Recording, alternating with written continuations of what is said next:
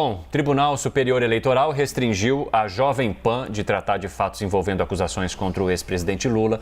Essa decisão atendeu a um pedido de resposta da coligação Brasil da Esperança, que é a coligação de Lula.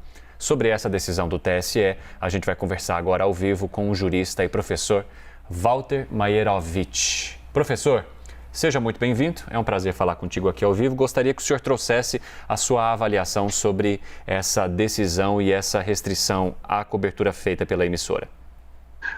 Mais do que isso, Evandro, boa tarde, Evandro, boa tarde, Marcela, boa tarde a todos. Mais do que isso, mas muito mais do que isso, eu queria apresentar uma preocupação. Porque, afinal, nós vivemos num Estado de direito, nós temos uma Constituição moderna, e se a gente olhar para ela com atenção, principalmente naquele capítulo sobre comunicação social, capítulo que fala, e aí eu entro pelos aqueles artigos todos, 220, sobre informação jornalística. E lá eu encontro, e basta ter olhos de ver, encontro que está escrito que a informação jornalística não pode, atenção, não pode sofrer restrições. E a Constituição vai mais longe, dizendo que também não pode receber embaraços, ainda que embaraços criados por lei. Agora, o que a gente está assistindo com relação à Jovem Pan? Duas violações constitucionais. A primeira, uma censura prévia, uma censura de antecipação, como se o tribunal e os julgadores, a maioria julgadora, tivesse uma bola de cristal, uma esfera de cristal, a ver o que lá dentro? A ver aquilo que jornalistas, colegas de vocês, comentaristas, poderiam dizer, ou poderão dizer no futuro. Isso é mera adivinhação. E aí censura, não pode sobre tal assunto. E o tal assunto diz respeito ao candidato Lula com relação à condenação, absolvição, presunção de inocência, tudo que disser respeito àqueles processos relativos àquele período da Lava Jato e condenatório. Essa é uma preocupação com relação à Constituição.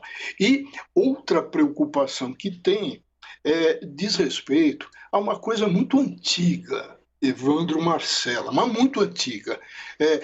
Vamos a uma viagem ao túnel do tempo e bater no tempo da Roma Imperial. Se criou um princípio, e princípio que foi tão certeiro, tão certo, que ele existe até hoje no mundo civilizado. Ou seja, a justiça, para manter a sua neutralidade, o seu distanciamento, não se envolver, manter segurança, o que ela faz? Ela só atua, só age quando alguém bater a sua porta, quando ela for provocada. Ela não atua, e tecnicamente se diz, de ofício. Ora, não existiu nenhum pedido de censura prévia.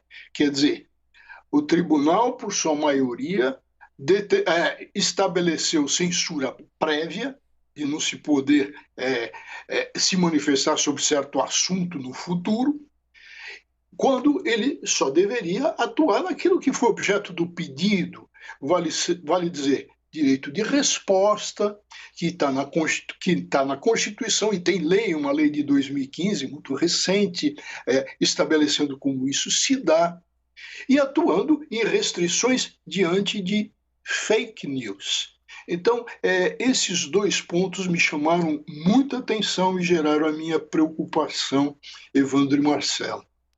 Professor, boa tarde. Bom, diante dessa decisão do TSE e outras que possam vir nesse sentido, como estabelecer, como identificar o limite entre a liberdade de expressão e o combate à fake news?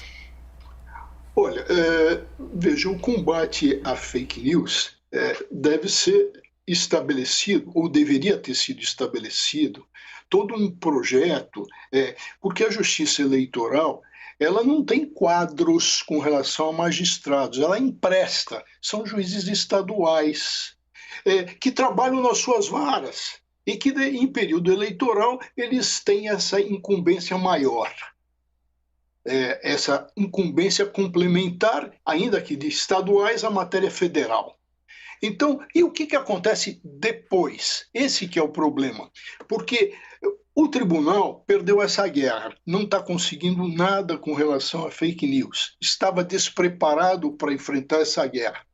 Mas o tribunal tem uma força. Então, se a gente pegar a imagem da deusa da justiça, da Têmis, ela tem uma espada. O tribunal tem essa espada para quê? Para terminada a eleição, pegar os inquéritos por crimes e os processos criminais e dar a resposta àqueles que violaram a lei. Mas o que é a justiça criminal? O que é a justiça criminal depois da eleição? Passa, os juízes voltam às varas, os processos ficam demorando até caírem na prescrição por crimes eleitorais, os inquéritos vão à Polícia Federal, vão daqui para lá o tempo inteiro, os promotores também têm suas atividades. Em síntese, se estabelece a impunidade. Essa atuação a posteriori, com processo, com inquérito, essa deveria inibir essas ações. Mas como todos sabem, qualquer criança sabe que isso não dá nada, então e aí vai a resposta, Marcela, como inibir isso? É muito difícil, eu diria que é praticamente impossível. Por quê? Porque todo mundo sabe que depois da eleição não vai dar nada com nada. Professor e jurista Walter Maierovitch, muito obrigado por conversar conosco, por trazer o seu ponto de vista e sua análise sobre essa situação. Até a próxima. Até, obrigado.